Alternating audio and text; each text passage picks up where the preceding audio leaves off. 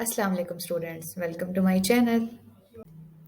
Okay, today we are going to discuss Samuel Beckett's life and biography, and here is a picture of Samuel Beckett. And it's very important to see the picture of any writer before reading, because picture is something that it's a visual representation of something, that you can say that. And we can also identify the personality of any particular writer. So that's why it's very important to see any writer before reading. Okay, his full name is Samuel Barclay Beckett. He was born in April 13 in 1906 in Ireland, and he died in December 22, 1918 in Paris, and Paris is a city of France. He was Irish novelist, playwright, poet, literary translator. Literary translator means that he has translated many works in other language, and he was also short story writer and theater director. Now we see that some have opposed his writing because they say that his writings are deeply pessimistic and give the negative connotation, and that's why they oppose his writing. But the critics who admire his writing say that because he has came from the world that has been destroyed, because it's the writing about the destruction of after the world war, and that's why he just want to show that the condition of the world, the condition of the people. And the people who admire his writing say that he was deeply dejected and sad and disappointed due to world war. That's why this is actually the reason that he wants to show the human condition, that the world war, what the world war has given to the people, has given to their lives. And this is the main reason that the people admire or support his writing. Okay, as we know that if our work is remarkably written, then definitely we will get a prize. And same thing happened with Beckett, that he got a Nobel Prize in Literature in 1969. And his first work was in English, and that is also closely related with modernist movement. We see that the writer does not follow any conventional plot for his writing, because he has added the entirely new concept, that was absurdity, in his writing. And also first he has written in English language, but later on he moved towards the other language, that is French, because he says that to write something in French is easy for him as compared to English language, because in French he does not have to follow any particular style. Okay, in 1923 to 1927, he studied Romance languages at Trinity College, Dublin in Ireland, where he received his bachelor's degree. And later on, we see that in 1928 he moved toward Paris, and where he was recognized an English reader. And then in 1930 he returned to Ireland. Basically, it's a journey, between Ireland and France.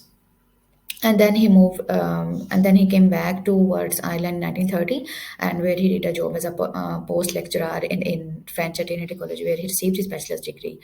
And then we see that 1931 he resigned his job because he was passionate to write, and that's why he says that teaching takes a lot of time, and that's why he cannot write.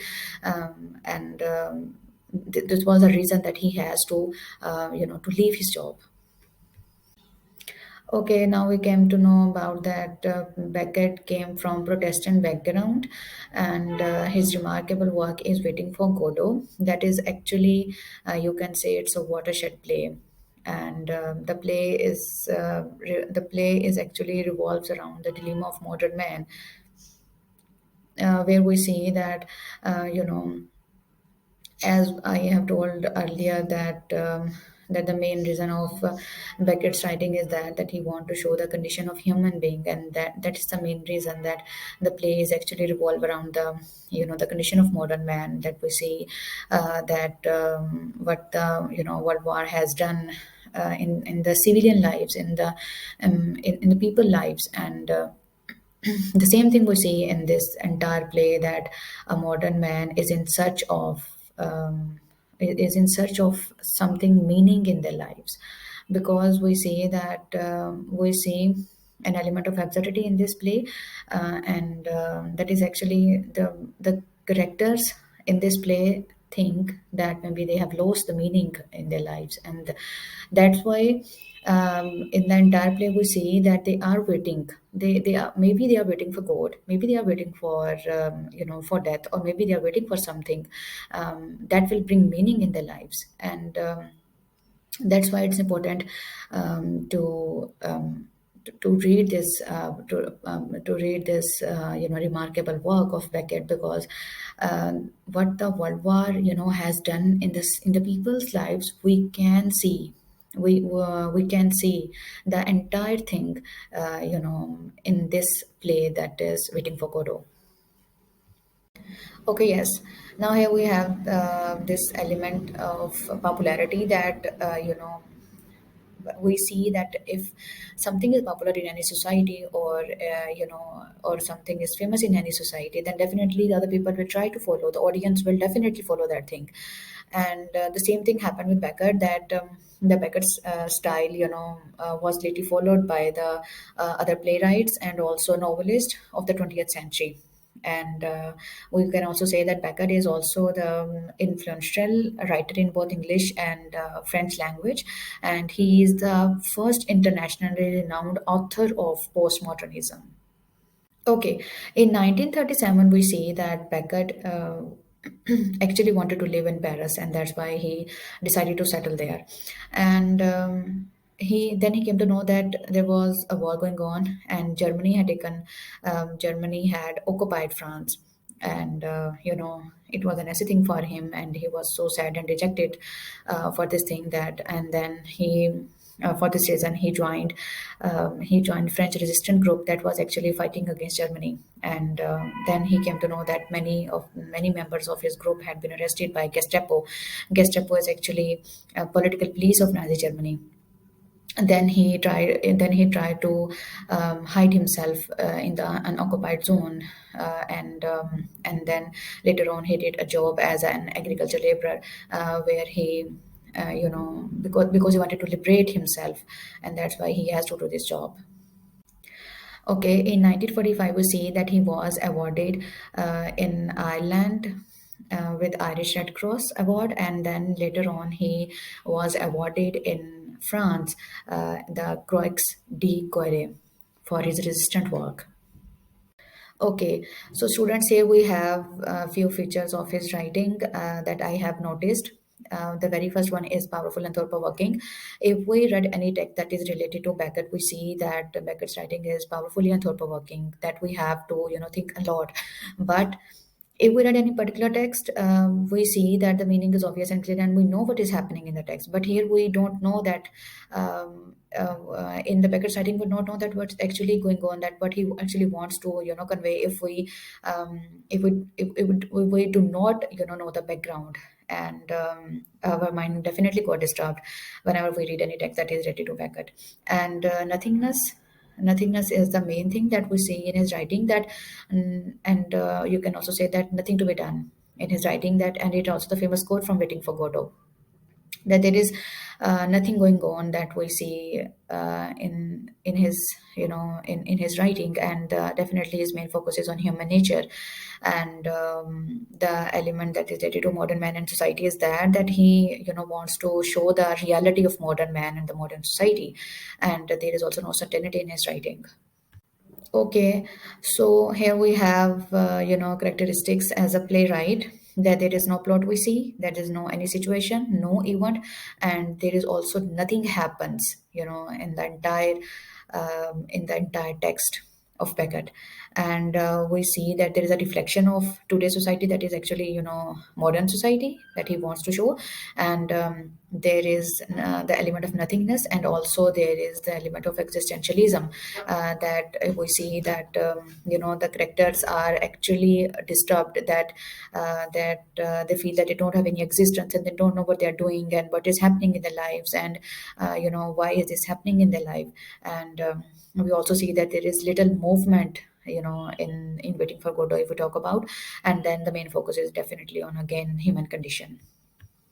Okay, students, if we talk about Beckett's language, then that is deeply pessimistic, you can say that. And also Beckett is also the real master of language, and his language is bare and functional, and there is also an element of repetitiveness in his writing, and is also simple plain. Okay, students, so here we have themes that I have noticed in his text, that is Waiting for Godot. We have seen that, the very first one is despair and boredom.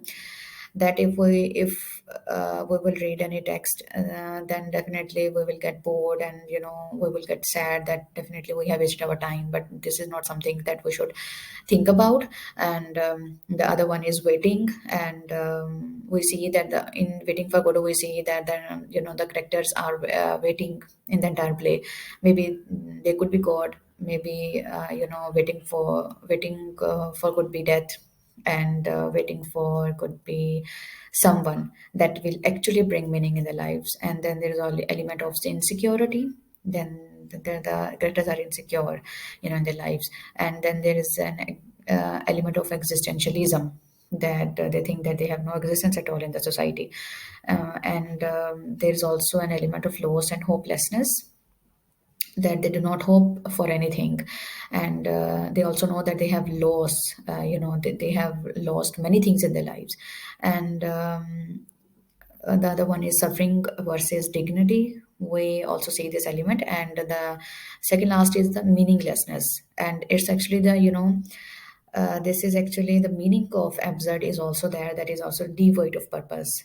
And it's actually empty of purpose, you can say that. That this is purposeless, the life is meaningless. These are all the meanings related to absurdity. And we see that because the main focus of the writer is, the main theme of the writer is absurdity. And the last one is, we see that there is humor with a little element of absurdity also. Okay, students, this was the lecture that we discussed. But in the next class, we are going to discuss about Samuel Beckett's play, that is Waiting for Godot. And till then, you have to subscribe if you haven't subscribed my channel yet. And thanks for watching.